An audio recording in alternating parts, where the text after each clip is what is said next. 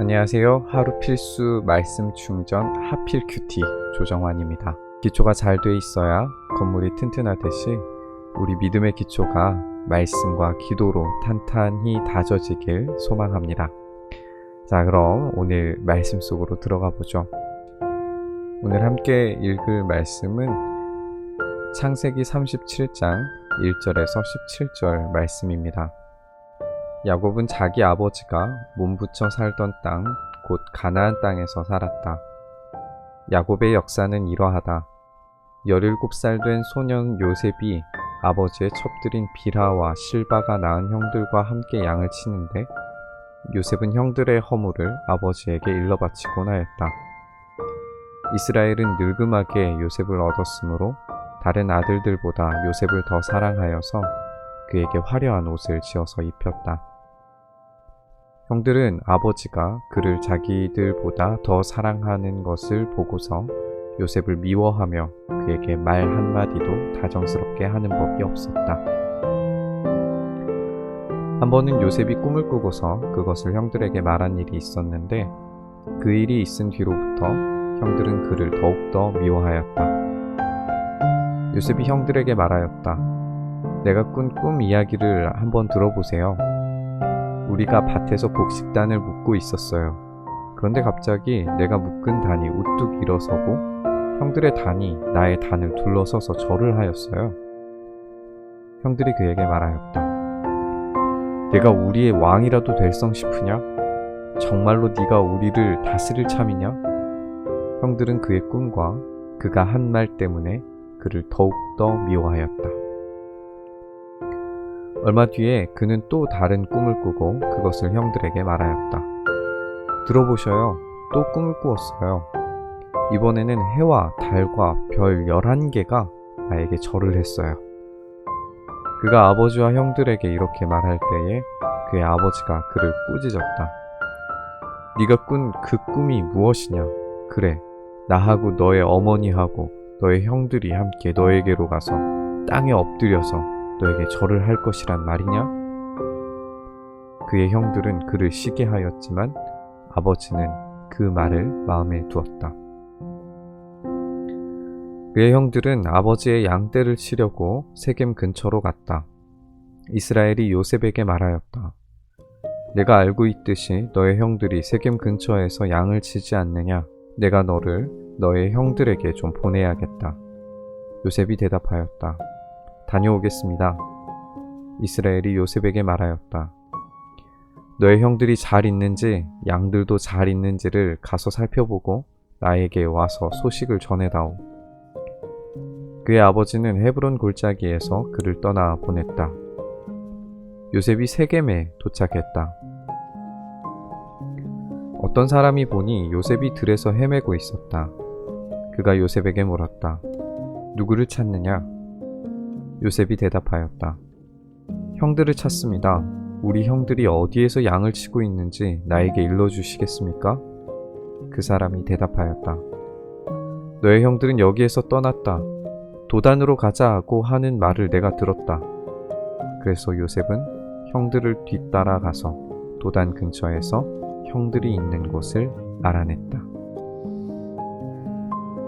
오늘 본문을 좀 자세히 살펴볼까요?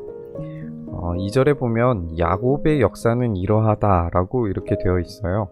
근데 우리가 알다시피 이 이후의 이야기는 다 요셉의 이야기이잖아요. 그렇게 보면은 야곱의 역사라고 이야기하는 게 좀 어색해 보이는데 이게 왜 그럴까요?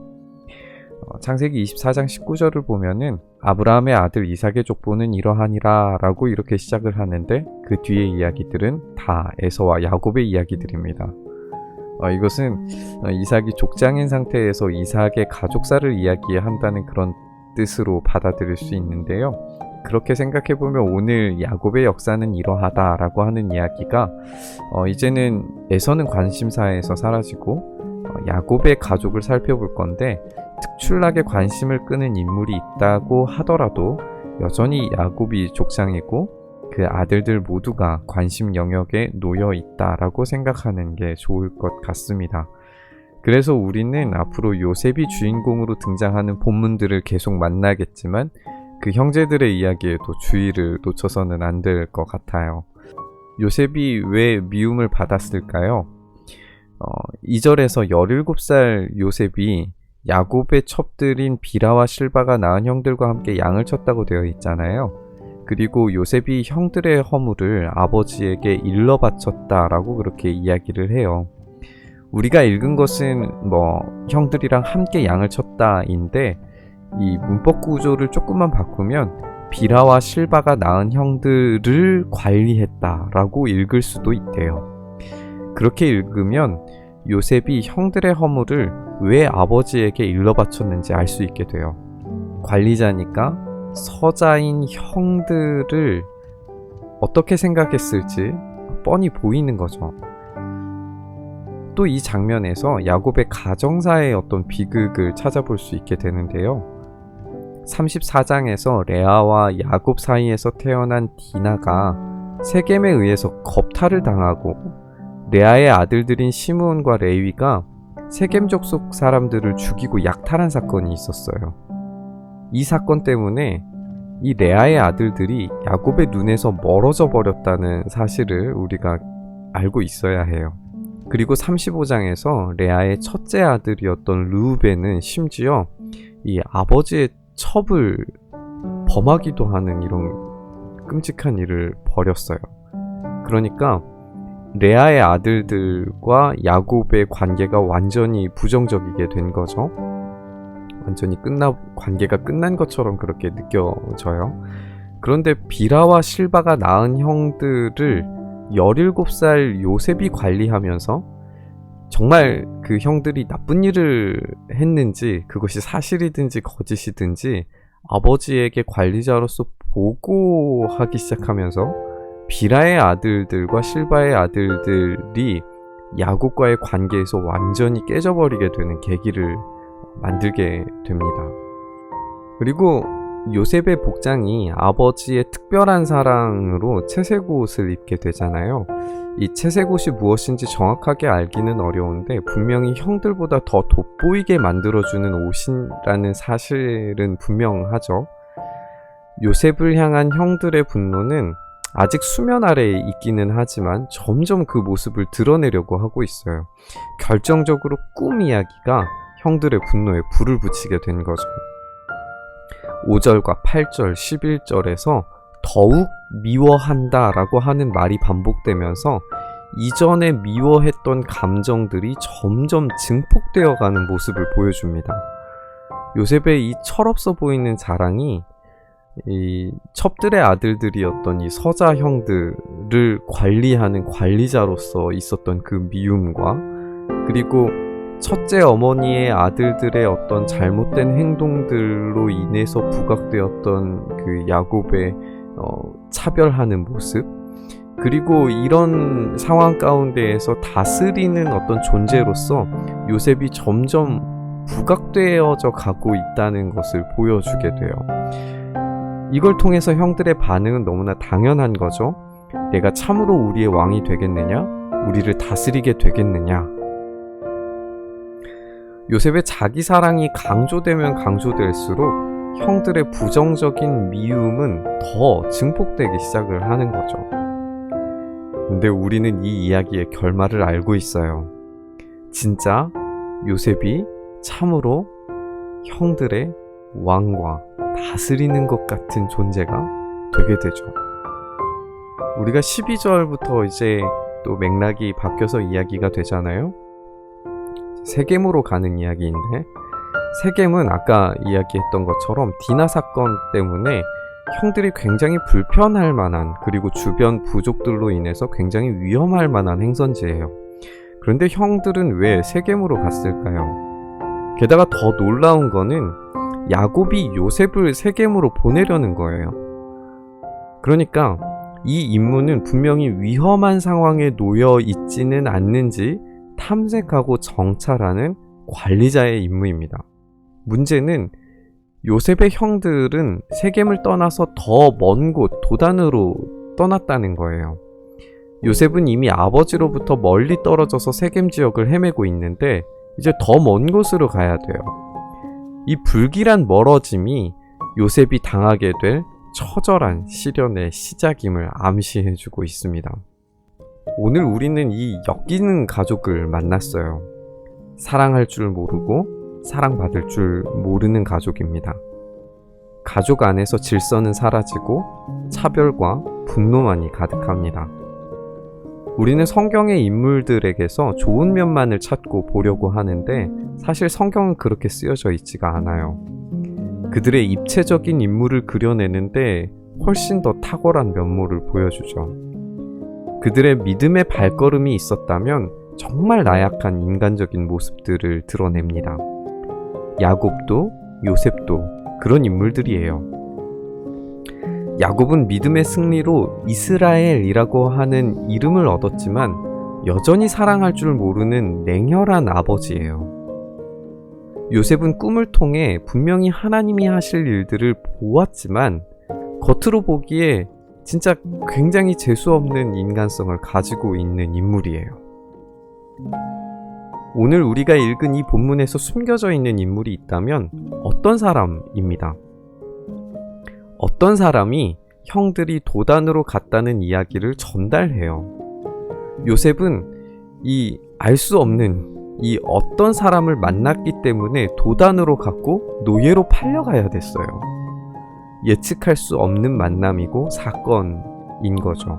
그리고 그 예측할 수 없는 인물로 인해서 벌어진 사건이 아버지로부터 점점 멀어져가는 요셉의 그림자를 만들어냅니다. 이 예측 불가능한 사건은 그림자를 만들어내지만 그 그림자를 지났을 때 굉장히 선명한 하나님의 섭리를 발견하게 만듭니다. 우리는 오늘 엮이는 교회를 만나고 있어요. 사랑할 줄 모르고 사랑받지 못하는 교회입니다. 교회 안에서의 질서는 사라지고 차별과 분노가 가득합니다. 교회의 좋은 면보다 깊은 그늘이 점점 짙어지고 있어요. 분명히 교회의 좋은 면들이 여전히 남아있고 또 그렇게 헌신하는 목사님들이 계시지만 우리는 엮이는 교회로 사회에 깊은 미움을 당하는 존재가 되어버렸습니다. 우리는 야곱과 요셉을 생각할 필요가 있어요. 충분히 과거 믿음의 열매들을 우리가 가지고 있고 또 앞으로 우리 미래의 소망을 여전히 가지고 있지만 우리는 불완전한 인간입니다. 그리고 불완전한 교회죠. 그런 우리에게 어떤 사람 같은 사건이 터져버린 거예요. 교회를 다시 건너올 수 없는 어두운 그늘로 보내버린 것만 같은 요즘입니다. 교회는 요셉처럼 정말 깊은 신음과 고통의 시간을 보낼 거예요. 예측할 수 없는 사건이었고 너무나 깊은 그림자를 드리웠습니다. 하지만 우리가 요셉의 결말을 아는 것처럼 우리가 신실하게 이 그림자 속에서 요셉의 발자취를 따라가다 보면 예측할 수 없는 사건으로 만난 그림자가 예측할 수 없게 뒤집으시는 하나님의 섭리로 뒤집혀 있음을 발견하게 될 줄 믿습니다. 우리가 이 말씀을 좀 깊이 묵상하고 생각하면서 우리에게 어떤 사람이 등장해서 우리가 더 깊은 미움과 또 어떤 그림자를 만들어내는 상황에 빠져 있지만 하나님께서 그 그림자를 더 선명한 그림을 만드시는 효과로 우리에게 일하시기를 소망합니다. 영상을 공부하면서 제가 배운 것 중에 하나가 밝은 부분과 어두운 부분이 아주 선명해야 또렷하게 이미지를 볼 수 있게 된다는 거였어요. 우리에게도 어떤 이런 그림자가 또렷해질 때 하나님의 밝은 빛 또 하나님의 밝은 부분들이 드러날 때 진짜 교회의 어떤 입체적인 모습들을 회복할 수 있지 않을까 이런 생각이 듭니다. 여러분들의 삶 속에 지금 그림자가 드리워져 있다면 하나님께서 그 그림자를 사용하셔서 더 멋진 그림을 만들어내는 시간들로 사용하시기를 진심으로 기도하고 축복합니다.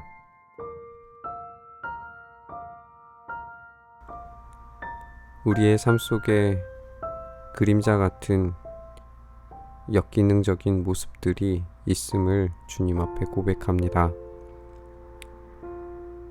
우리의 믿음의 모습이 여전히 실패하고 넘어지는 모양들임을 주님께 고백합니다.